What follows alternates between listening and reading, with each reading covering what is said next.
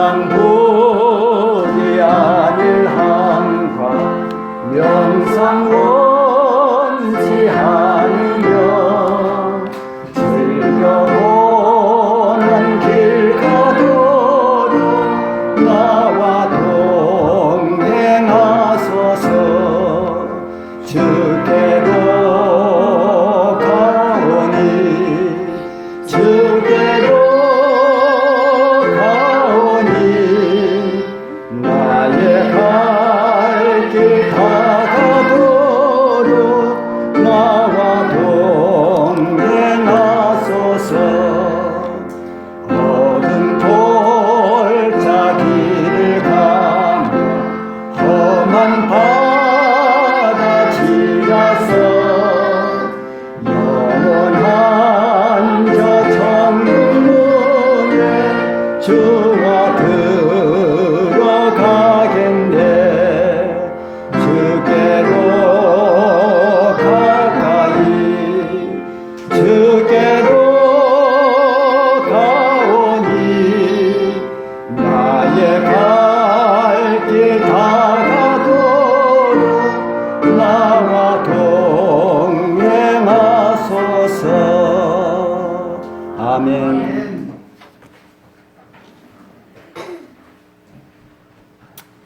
우리 성도님들 한 여섯 동안 잘 지내셨습니까?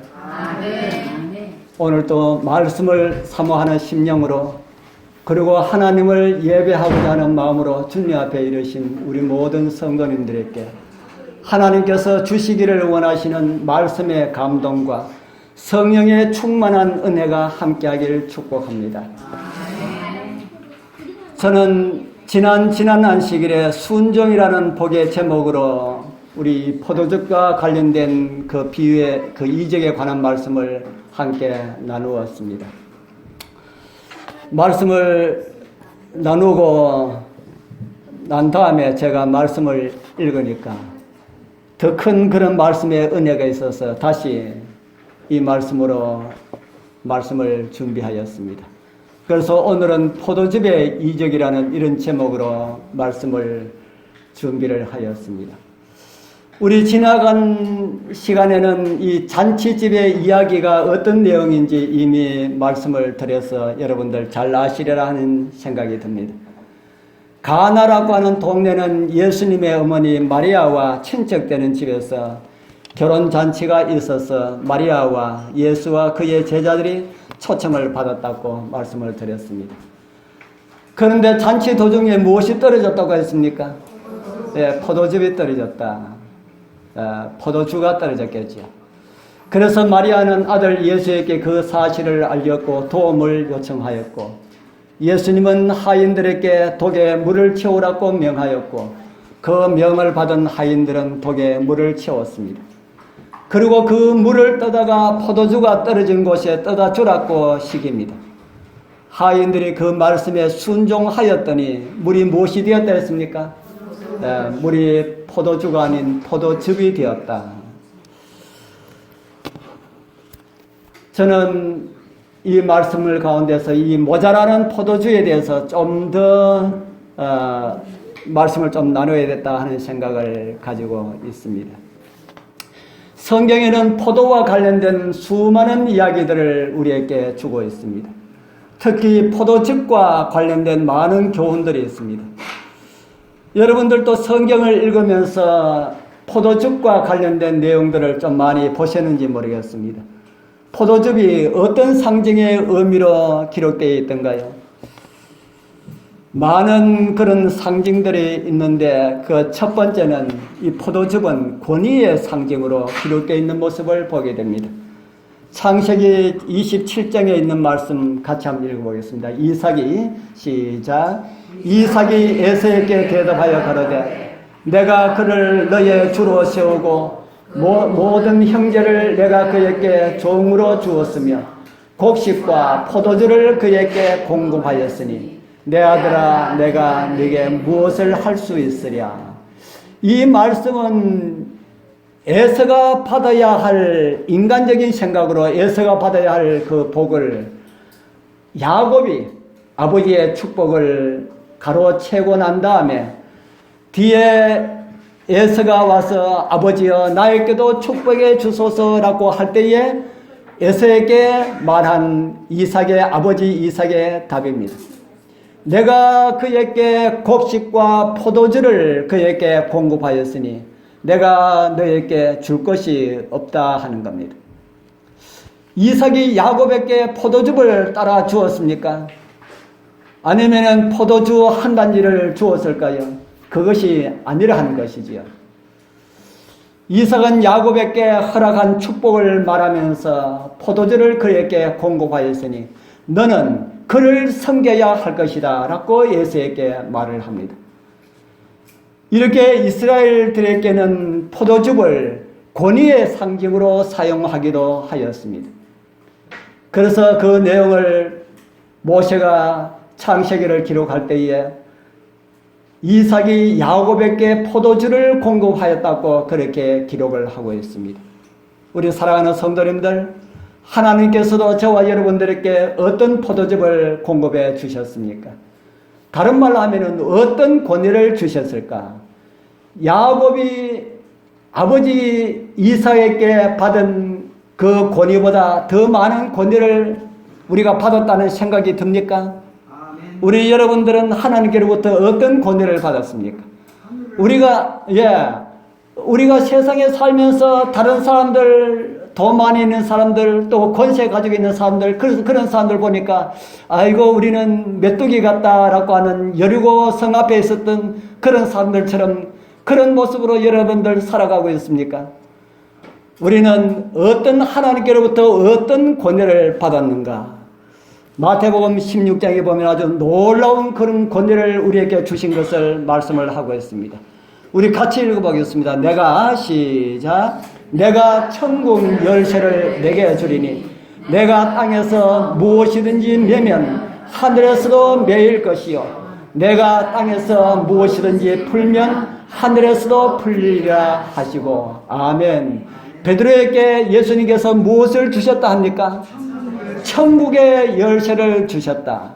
이 말씀을 천주교에서는 교회의 권위를 백성들에게 이렇게 말하면서 천주교회가 그런 권위를 받았다고 그렇게 주장을 하지요. 옛날에는 먹혀들었지만 지금은 먹혀들지 않습니다. 옛날에는 그렇게 주장하면서 백성들로 하여금 성경을 보지 못하도록 했기 때문에 그 말씀이 그렇게 먹혀들어갔는데 지금은 세상의 모든 사람들이 다 성경을 보고 있기 때문에 그것이 아님을 우리는 잘 알고 있습니다. 그런데 이 권위를 누구에게 주셨다 그랬습니까? 예수님께서 베드로에게 주셨다 그랬는데 이 베드로만 아니고 그 당시에 하나님의 백성들에게 주셨다 합니다. 가톨릭은 말하기를 신부가 받았다고 그렇게 말하는데 성경에는 보니까 하나님을 믿는 모든 사람들이 다 제사장임을 말하는 성경절이 있습니다. 우리 잘 아는 베드로전서 2장 9절에 보면은 오직 너희는 택하신 족속이요 왕같은 뭐라 그럽니까? 왕같은 제사장들이라. 누구 보고 왕같은 제사장들이라 그럽니까? 이 베드로전서 1장에 보면은 베드로가 누구에게 보내는 편지 가운데 이 말씀을 기록하고 있는지 보게 됩니다. 말씀이 길어서 제가 좀 이해하기 쉽도록 해서 붉은 글씨로 표해놨습니다.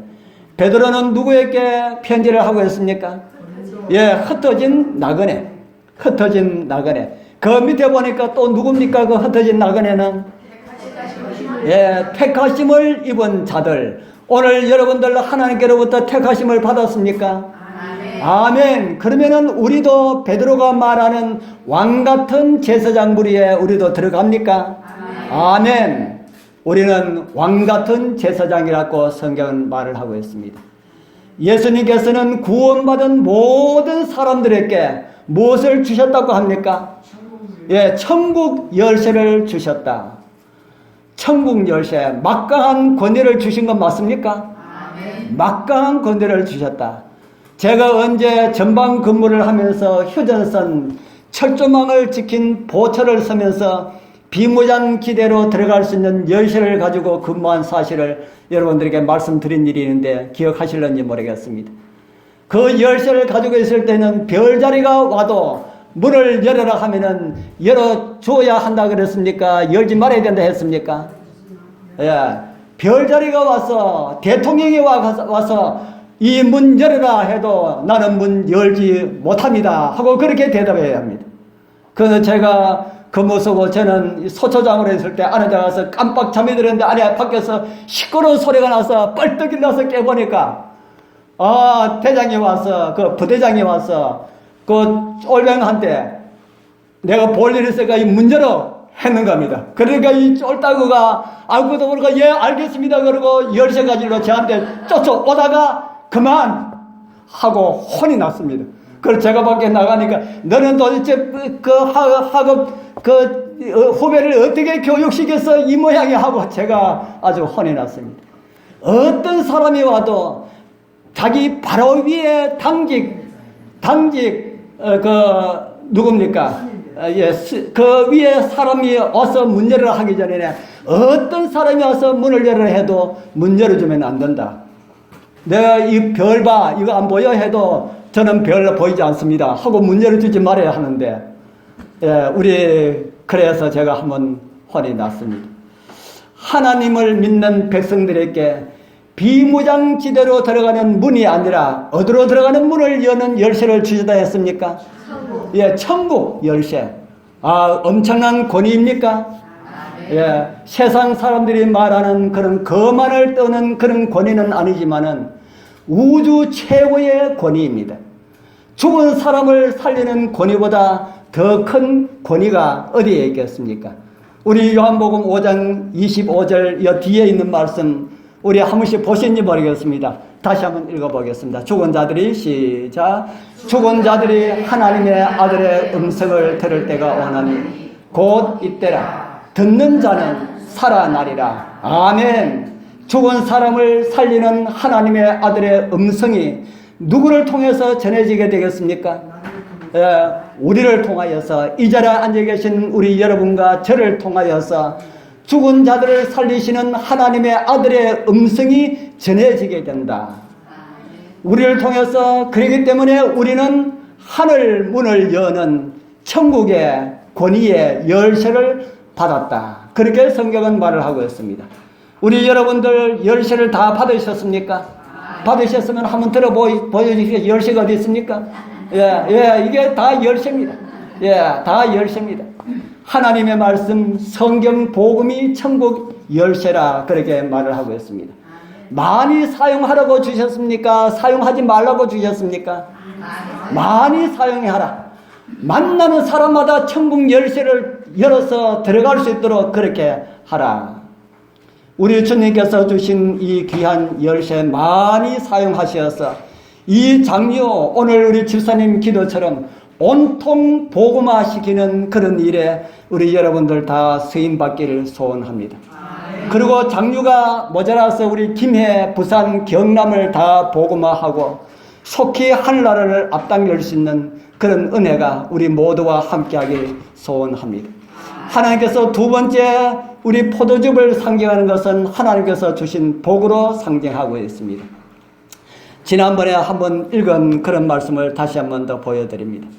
창세기 27장 28절에 보면은 하나님은 하늘의 이슬과 땅의 기름짐이며 풍성한 곡식과 포도주로 내게 주시기를 원하노라. 이곳에도 포도즙은 하나님께서 주신 풍성한 복으로 상징하기에 충분하다고 지난번에도 말씀을 드렸습니다. 그리고 세 번째는 십자가의 주님의 보혈을 상징하고 있습니다. 창세기 49장 11절에 있는 말씀입니다. 또 같이 읽어보겠습니다. 그의 시작. 그의 나귀를 포도나무에 매며 그 암나귀 새끼를 아름다운 포도나무에 맬 것이며 또 그 옷을 포도주에 빨며 그 복장을 포도즙에 빨리로다. 아멘. 옷을 어디에 빨라고 합니까? 포도즙에 빨으라. 성경에는 우리의 옷을 우리의 행위와 관련해서 많은 부분을 말씀을 하고 있습니다. 우리의 옷이 깨끗하면 우리의 깨끗한 모습을 말하고 있고요. 더러운 우리의 의복은 죄로 얼룩진 우리의 모습을 말해주고 있습니다.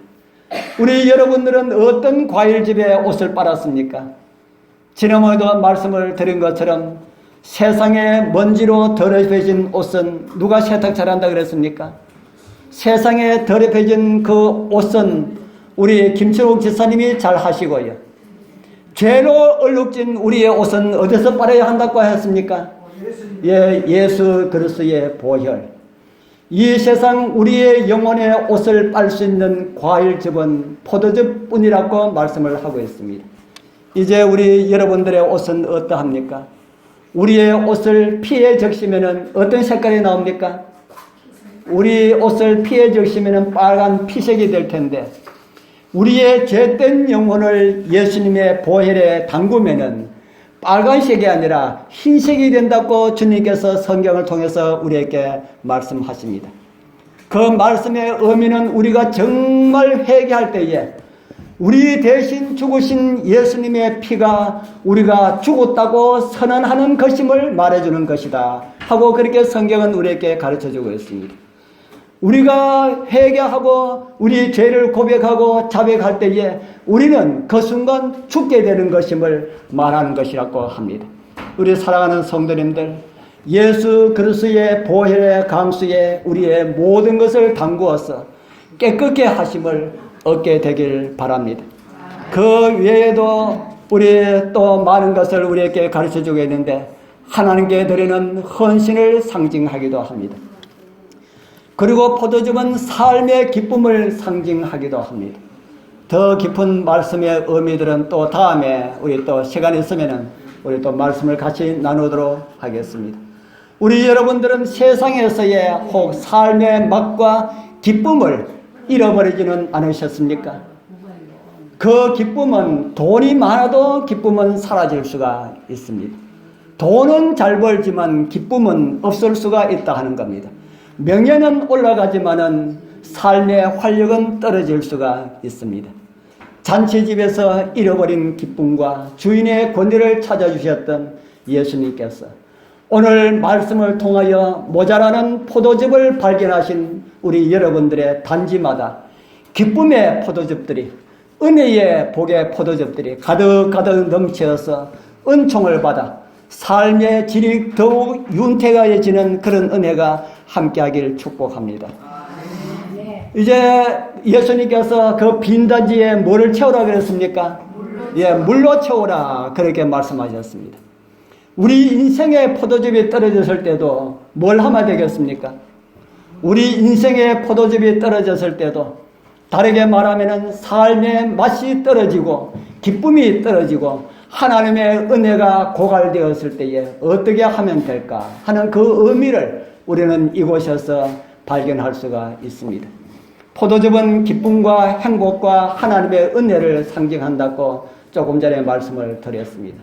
그런 것이 우리의 삶에 떨어졌을 때에 우리는 어떻게 하면 회복될 수가 있는가 하는 것입니다. 예수님께서 하인들에게 무엇을 지시하셨습니까? 예수님께서 하인들에게 무엇을 지시하셨습니까? 예수께서 저희에게 이르시되 항아리에 물을 채우라. 어디까지 채웠다 그럽니까? 아구까지 채워라.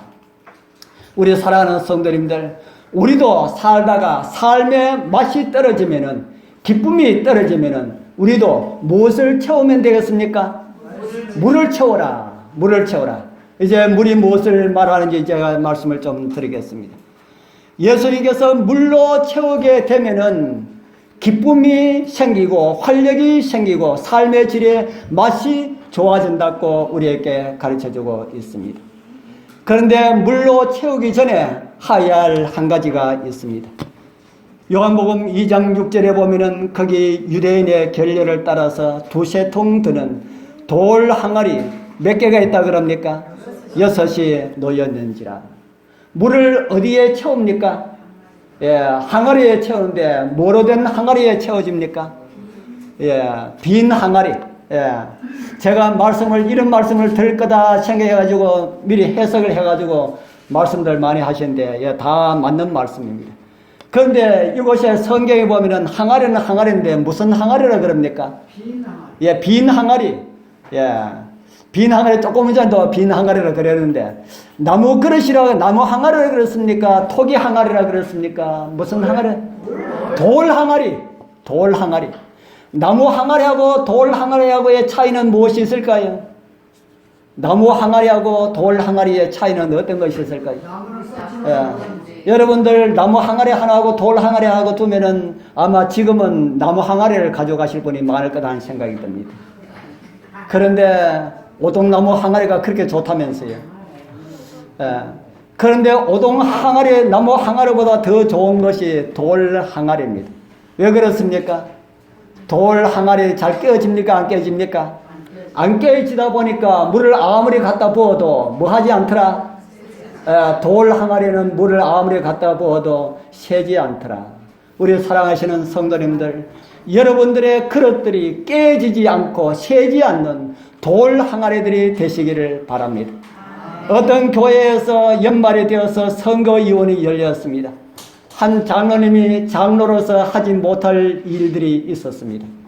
가족들이 알면은 가정에 큰 불화가 생길 것이고, 그렇다고 해서 그대로 장로 직분을 그대로 유지하게 할 수도 없었습니다. 그래서 이러한 사실을 아는 그 교회 장로님이 지혜롭게 그 장로님을 1년 쉬시도록 그렇게 하였습니다. 이제 선거위원이 다 끝나고 난 다음에 교회 이제 지원들을 다 발표하고 난 다음에 한 분 집사님이 그 장로님을 찾아가서 따졌습니다. 장로님, 왜 그 장로님을 잘랐습니까? 제가 자른 것이 아닙니다. 무슨 이유가 있을 것 아닙니까? 도대체 그 이유가 무엇입니까? 저에게 가르쳐 주십시오. 저에게 가르쳐 주시면 제가 절대로 다른 사람한테 이야기하지 않겠습니다. 비밀로 할 테니 저에게만 가르쳐 주십시오. 이야기해야 되겠습니까? 안 되겠습니까? 예. 여러분들 앞으로 그런 일이 혹 있다 할지라도 절대로 그것을 알려고 하지 마십시오. 그래서 그 장로님이 그 집사님한테, 집사님 무슨 일인지 그거는 모르셔도 되지만은 장로님께서 1년 쉬셔야 되는 그런 일입니다. 그 이상은 알지 마십시오 하고 그렇게 보냈는데, 이 집사님이 쫓아나가서 누구한테 제일 먼저 갔겠습니까? 그 장로님 부인한테 쫓아갔습니다. 당신 남편이 무슨 큰 잘못을 저질러가지고 장로에 잘렸어. 그런데 지금 내가 한 말 아무한테도 이야기하지 마. 나도 장로님하고 아무한테도 이야기하지 않기로, 절대로 비밀을 지키기로 그렇게 약속했어. 그렇게 하더랍니다. 우리 사랑하는 성도님들, 그렇게 하면은 교회가 어떻게 될까요? 교회가 어떻게 되겠습니까? 이 사람한테 절대로 이야기하지 마 하고 붙이고, 또 이 사람한테 이야기하고 이 사람한테 이야기하고, 어떤 일인지는 밝혀지지 않았지만은 대충 짐작한다 해가지고 그 일이 교회에 파다하게 되었고 교회가 시끄럽게 되었습니다. 물이 새지 않는 그릇, 어떤 그릇이 당겨지더라도 물이 새지 않는 그릇. 우리 사랑하는 우리 성도님들, 여러분들의 항아리가 다 돌 항아리가 되었으면 좋겠습니다. 교회는 갖지 않는 허물 많은 사람들이 모여 있어서 변화되어 가는 것이기 때문에 누구나 상처받기가 쉬운 것입니다. 여러 경우가 말로 인하여 상처받기 쉬운데, 대개의 경우가 그 원인을 제공한 자들은 자기가 잘하고 있는지 잘못하고 있는지 그것을 모르고 있다 하는 것입니다. 우리 사랑하는 성도님들, 정말 우리 교회가 평안한 그런 교회로 오래오래 유지되기를 원하십니까? 아멘. 어떤 환경에서도 새지 않는 돌 항아리들이 되기를 소원합니다. 나에게 들어온 물은 절대로 새 나가지 않는 그런 돌 항아리가 된다면은 이 교회는 더 큰 부흥과 성장이 있을 것이라는 생각이 듭니다. 이제 그 돌 항아리에 물로 채우라 하셨습니다. 포도즙이 떨어졌을 때에, 다른 말로 한다면 삶의 질이 떨어졌을 때에, 삶의 맛이 떨어졌을 때에, 기쁨이 떨어졌을 때에, 행복이 떨어졌을 때에 물을 채우라. 우리 성도님들, 삶의 맛이 떨어졌을 때에 물을 채우게 되길 바랍니다. 성경에 많은 경우에 있어서 물은 성령의 역사를 상징하고 있습니다. 지난번 비유를 들으면서 제가 소재된 집에 대한 비유를 제가 설명을 해드리면서 말씀을 드린 일이 있습니다. 사단이 좋아하는 곳, 어떤 곳이라 말씀을 드렸습니까? 혹시 기억이 납니까? 예, 사단이 좋아하는 곳, 거기에 비유해 보면은 물이 좋아하는 곳이라고 우리 마태복음 12장 43절에 기록을 하고 있습니다. 우리 다 기억하지만은 다시 한번 더 읽어보겠습니다. 더러운 귀신이, 시작.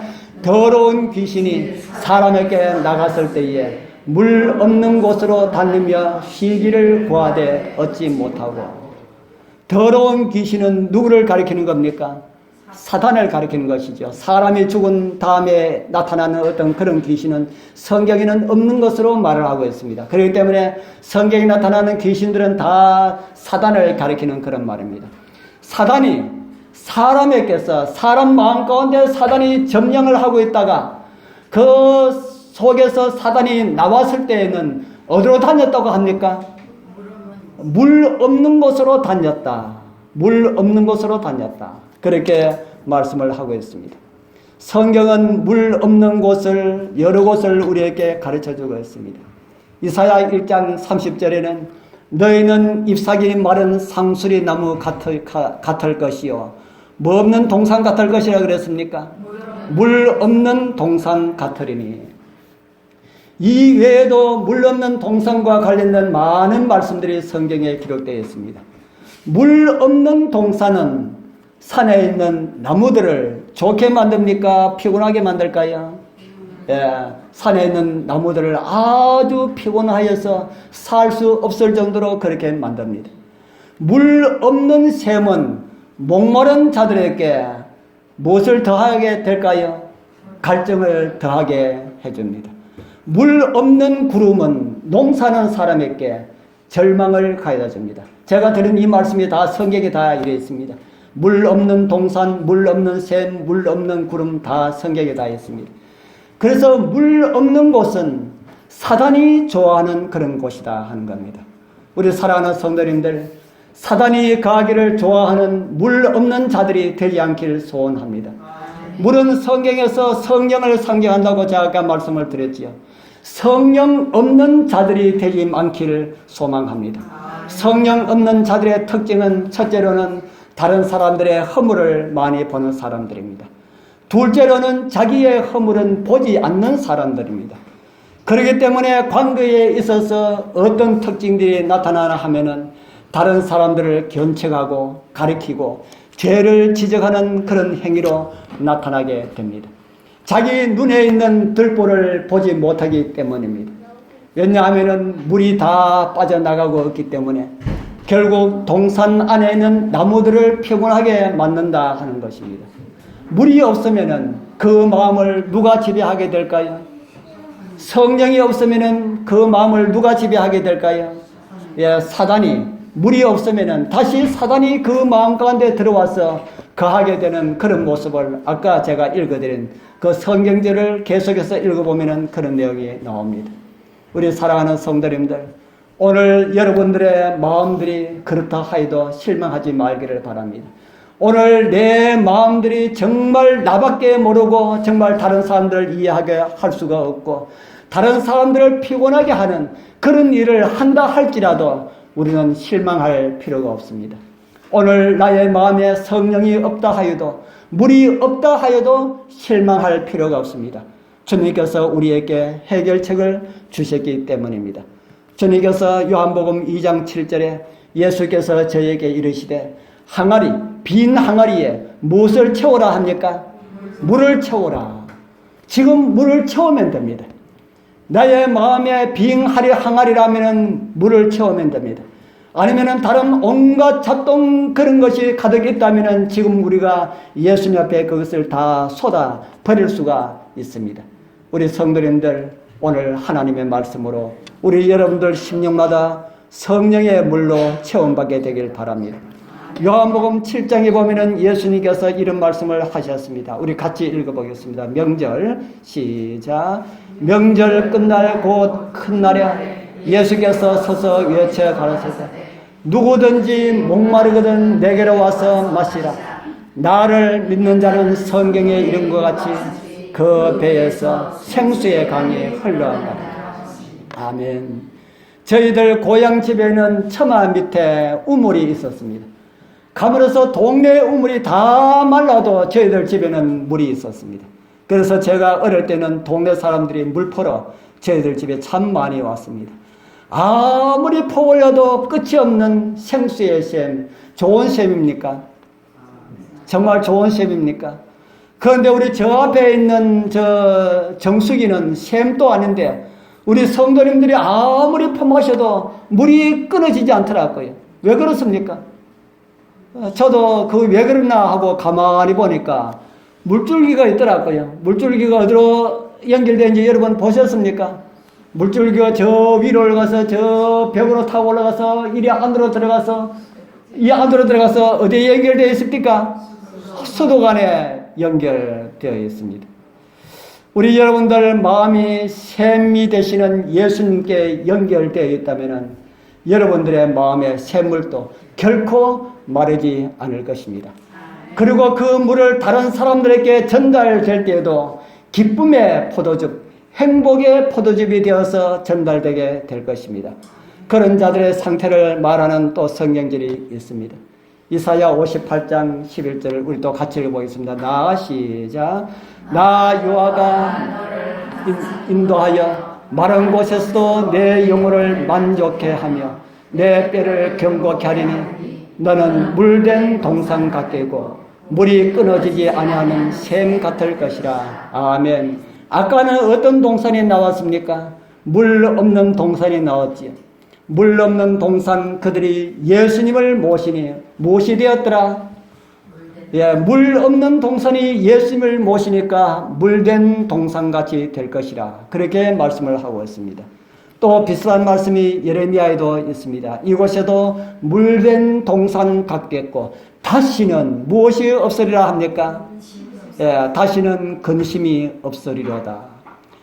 두 성경절에서 같이 사용된 말씀이 물된 동산입니다. 물 없는 동산과 같았던 그런 심령들이 예수님을 모시고 성령님을 모실 때에 물된 동산 같을 것이라고 말을 하고 있습니다. 여러분들의 마음들의 심령들이 다 물된 동산이 되길 소원합니다. 이제 주님께서 물을 떠다주라 하셨지요. 성령님을 모신 자들이 어떻게 살아야 생활의 포도즙이 끊임없이 일어나게 될 것인지를 보여주는 그런 말씀입니다. 항아리에 물로 가득 채웠다고 해서 떠다주지 않으면 물이 포도즙이 될 수가 없었습니다. 그런 내용을 우리는 잘 알고 있습니다. 우리의 삶 속에 성령님을 모셨다고 생활의 기쁨이, 삶의 만족이, 즐거움이 계속해서 있는 것은 아니다 하는 겁니다. 어떻게 해야 된다는 겁니까? 예, 우리가 다른 사람에게 피로를 채워주는 그 일을 우리가 하여야 한다. 주님께서는 돌 항아리에 물을 채운 사람들을 향하여서 말씀하십니다. 다른 말로 하면은 나를 비우고 성령을 모신 자들을 향하여 말씀하십니다. 떠다 주라 하십니다. 여러분들이 하나님께서 주신 복이라고 생각하는 것을 이웃들과 나누라 라고 말씀을 하십니다. 그럴 때에 삶의 기쁨은 충만하게 되고요. 복은 배가 되어 돌아오고요. 구원의 확신은 감사의 노래가 되어서 주님을 찬양하게 되고요. 이웃들은 여러분들과 함께 즐거워하게 될 것입니다. 요한복음 2장에 우리 있는 말씀을 우리가 잘 알지요. 우리 그들이 포도즙을 갖다 줬더니만은 포도주를 맛보고 난 다음에 무슨 말을 합니까? 좋다 그럽니까? 나쁘다 그럽니까? 너는 그대는 지금까지 좋은 포도주를 두었다 하니라. 우리 사랑하는 성도님들, 여러분들의 삶이 복을 나누어 줌으로 포도즙의 삶이 되기를 소원합니다. 하늘 순례자들에게는 위로와 기쁨과 힘을 주는 포도즙이 되길 바랍니다. 구원을 알지 못하는 영혼들에게는 갈증을 풀 수 있는 그런 포도즙들이 되길 바랍니다. 우리 이제 그 나눔의 잔치들을 어떻게 하면 좋을까 하고 우리 교회에서 많이 고심을 하고 있습니다. 그것은 우리가 한두 사람이 해서 되는 일이 아닙니다. 우리 패스바인드도 있고 패스트랙도 있고 많은 것을 하고 있습니다. 또 그 외에 다른 많은 것을 하려고 하는데 그 일들은 다 우리가 포도즙을 이웃들에게 나누어 주려고 하는 그 일인데 그 일은 한두 사람이 하는 것이 해서는 되지 않는다 하는 것입니다. 우리 모두 그 일을 할 때에 삶의 기쁨, 교회의 기쁨이 가득하게 될 것이라는 그런 생각이 듭니다. 2020-100은 구호만 가지고 되는 일이 아닙니다. 돌 항아리가 쓰임받고 하인들이 순종했을 때에 그 기적은 일어났습니다. 우리 함께 순종하고 마음과 지혜와 힘을 합하여서 이 장류에 또 하나의 가나의 혼인잔치에 그 포도즙의 이적을 만들어가는 그런 은혜가 우리 모두와 함께하길 축복합니다. 기도드리겠습니다. 하늘에 계시는 거룩하신 우리 아버지 하나님, 오늘 우리는 가나의 혼인잔치 집에서 일어난 주님의 이적을 통하여 우리의 삶이 어떻게 포도즙이 넘치는 삶을 살아갈 수 있는지를 가르쳐 주시어 감사합니다. 먼저 우리의 심령들이 새지 않는 그런 돌 항아리들이 되게 하여 주옵소서. 우리의 심령에 성령의 감동을 담아서 이웃들에게 그 감동을 나누는 그런 삶이 되게 하여 주옵소서. 그리하여 우리 장유교회가 또 하나의 주님의 이적을 일으키는 혼인집 잔치가 되게 하여 주옵소서. 우리 모두 나누는 혼인집 하인과 같은 그런 믿음의 삶을 살아가게 하여 주옵소서. 예수님 이름으로 간절히 기도드리옵나이다. 아멘.